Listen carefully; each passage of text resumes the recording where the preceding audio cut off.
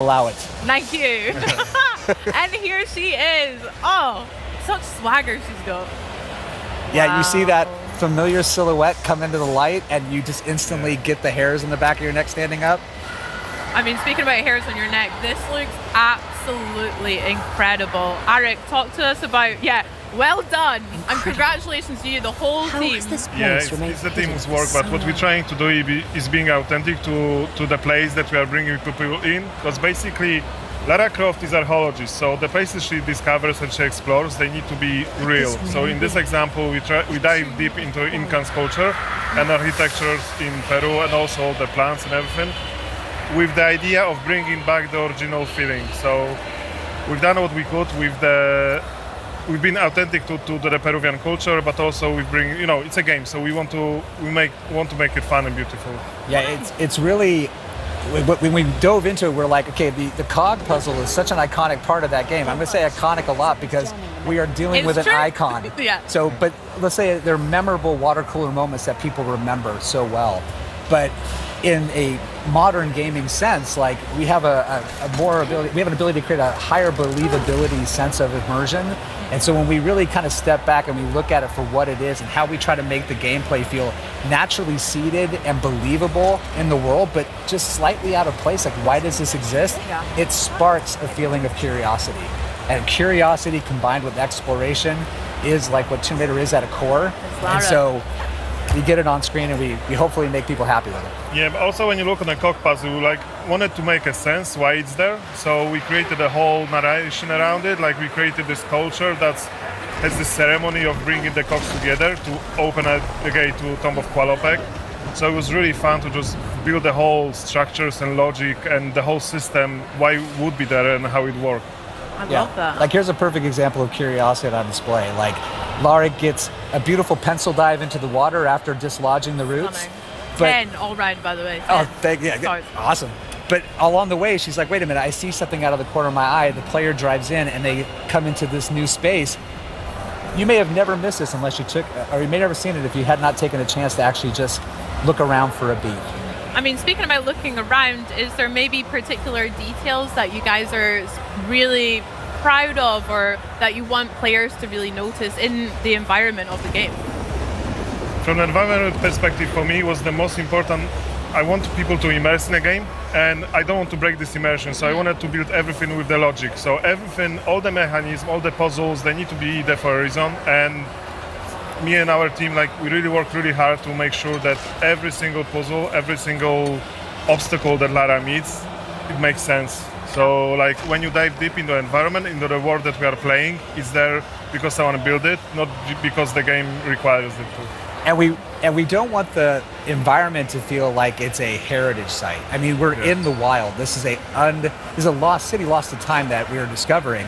And as a result, we have the opportunity to kind of do some storytelling tricks where we can actually say, hey, this is a culture that evolved in isolation for a while. So how do you preserve what we know about Incan culture, but at the same time, give it a uniqueness to say, hey, it's unmistakably Tomb Raider, but it's that way because they just evolved in isolation for a while. Yeah. And when you play the game, you're going to find out why. Yeah. Sick. And then you can have a lot of fun with the overgrown aesthetic as well as obviously some of the dirt that Lara's picked up as she's traversing through these environments. That's sick. Yeah, I mean, that's a part of just making sure that the environment feels like you are the person who discovered the first in a very, very long time, because that's what she does. And we want to make sure that that's how it feels as well. Yeah, and Lara's she's not a delicate flower. She looks good, but she is going to get her hands dirty. She's going to dig in. Heck yeah. She's going to go anywhere, and she's going to follow her instincts, similar to how she's doing here. She's like, I need that cog to get that puzzle moving. I found one, but that has opened up the path to somewhere else. So curiosity is driving her. You're going to be along, helping her find that way, and we get into beautiful traversal that makes sure that Lara's physical attributes, her abilities, her athleticism is on full display in these moments. She's at her peak, right? She's at her peak. Yep. Love that. Now, the puzzles, like you mentioned, they are such an iconic part of Tomb Raider for me as well. There's so many that I remember from Greece, Egypt, all of the levels. Can you go a little bit deeper about how you've evolved them for Legacy of Atlantis? Similar to what we talked about reimagining, it's about saying, hey, this puzzle as it existed, what was the original intent here?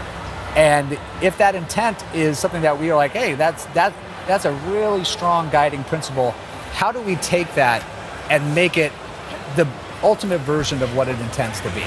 Sometimes that means sticking very close to the formula. Sometimes it means deviating into another area, but we do so in a way that's very thoughtful and very precise, because we never want to make it feel like we're ignoring the history of this adventure that we're reimagining. We want it to feel like it's the re-debut of this game.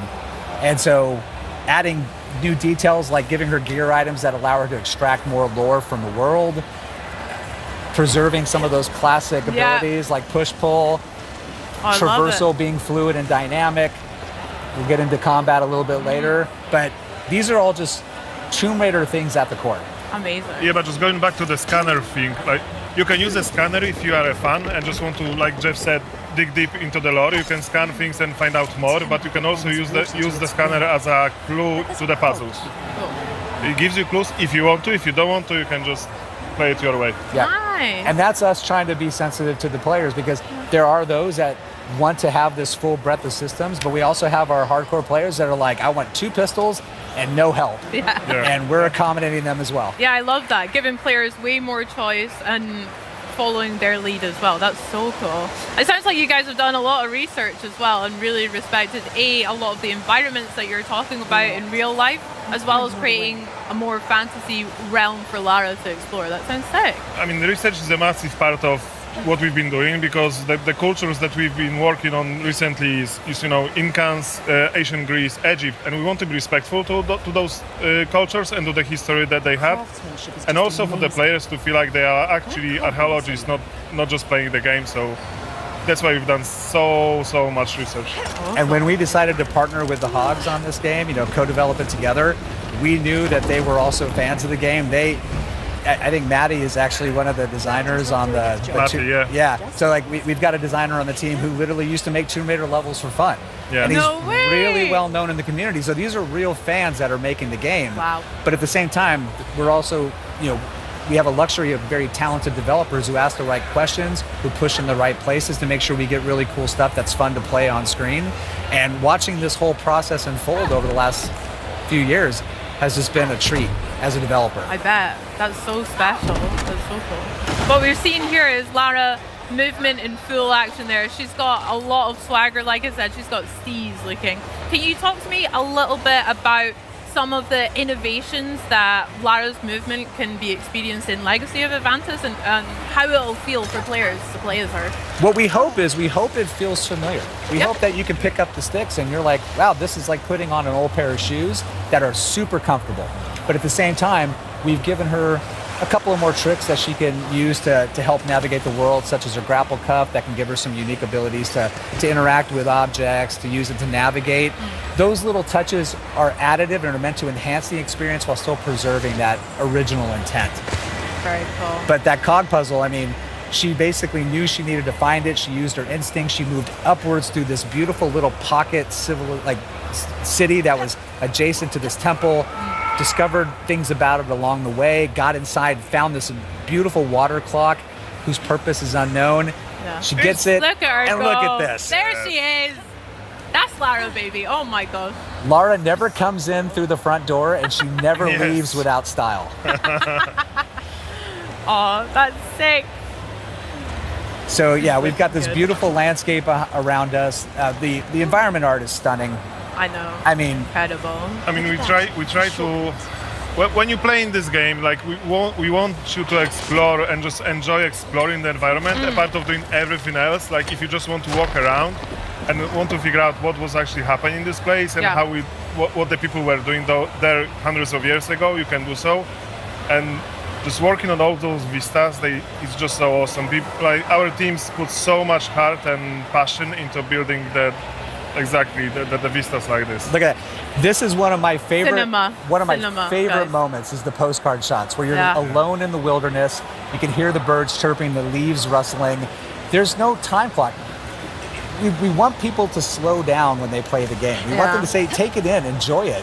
You don't have to speed run it, but if you're listening and you do, let us know what your time is, because we'll keep track. But Good. But that's great. It's the type of audience that we have. You know, we Yeah. have people that want to challenge themselves to move through the experience as fast as they can, and those that want to sightsee. And the game just is welcoming to all. I'll be sightseeing for sure. I've got tears in my eyes. I'm not even joking. That is absolutely incredible. Wow. I wanted to go back a little bit and talk a little bit more about Lara's toolkit and how that's evolved here. So we have mentioned her grapple hook, we saw the scanner in action as well. How is that really going to affect the gameplay for players, and what other tools has she got up her sleeve? Well, we've got like you said, the 2 items that we've already discussed. Nice. And as Arik mentioned, the scanner has some dual functionality. It can not only give you some hints that are optional if you don't want to engage with it, but it also gives you some world lore. But on top of that, we've got some things under the hood in her PDA that we can use to help give her some slightly different skill attributes if you want to equip her in a certain way to help meet challenges as you face them.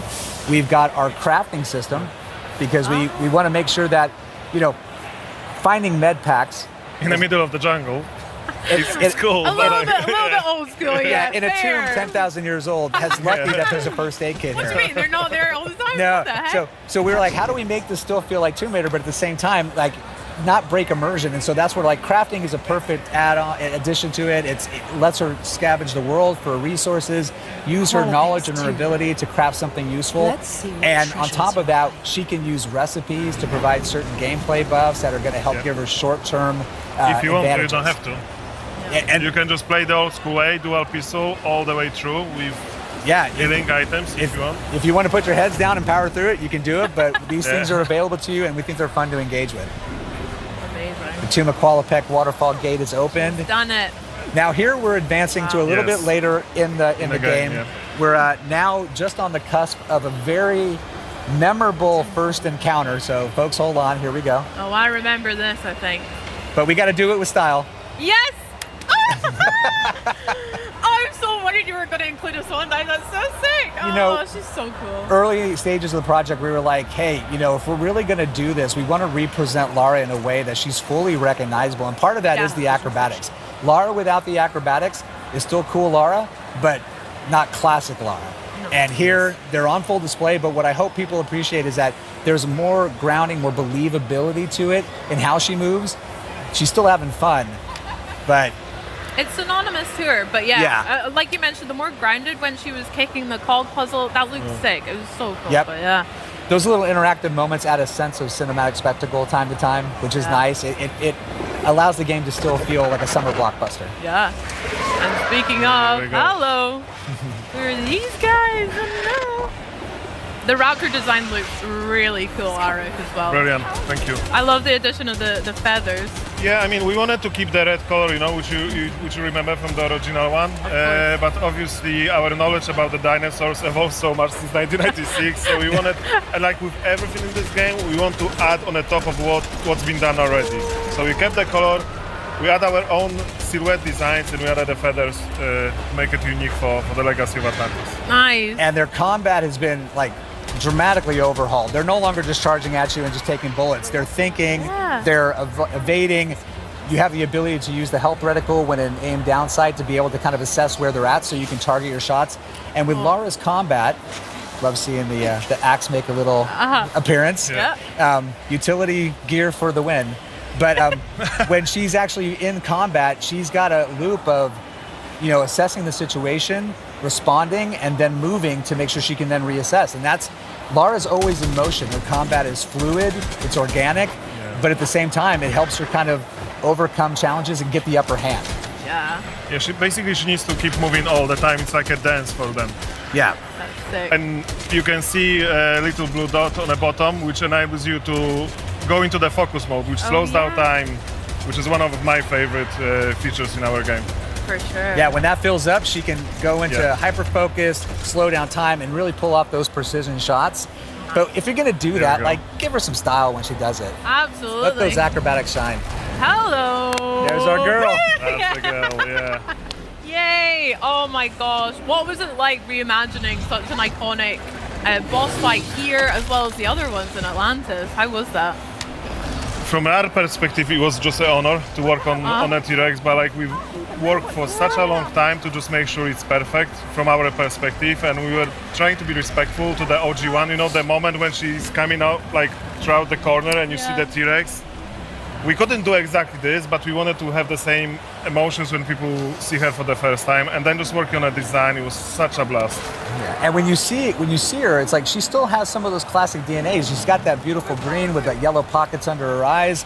But we've also got some added elements in the feathers that also provide a little bit more of a reason of, she's in a geothermal valley. I mean, she's going to have a little bit of plumage that feels like it matches that environment, and it just gives her this really recognizable signature look. I just love that we added those red feathers because there's so many versions of the T-Rex, you know, in all the medias, and those red feathering on the top of this green and yellow eyes, for me, is like beautiful.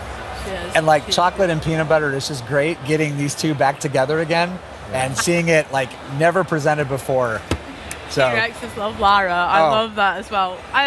With the T-Rex and again other iconic bosses, what are you guys hoping that resonates with players, or what are you hoping that they experience from them coming across?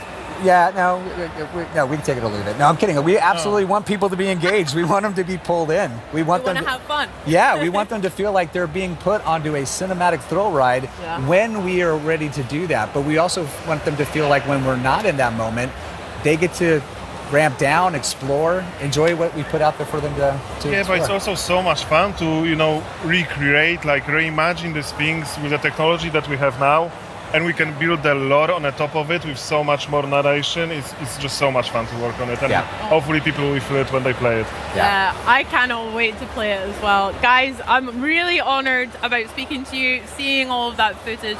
So thank you so much for joining us. Can we go check out the booth here at Gamescom as well? I want to see that big T-Rex. Okay, let's do it. Guys, thank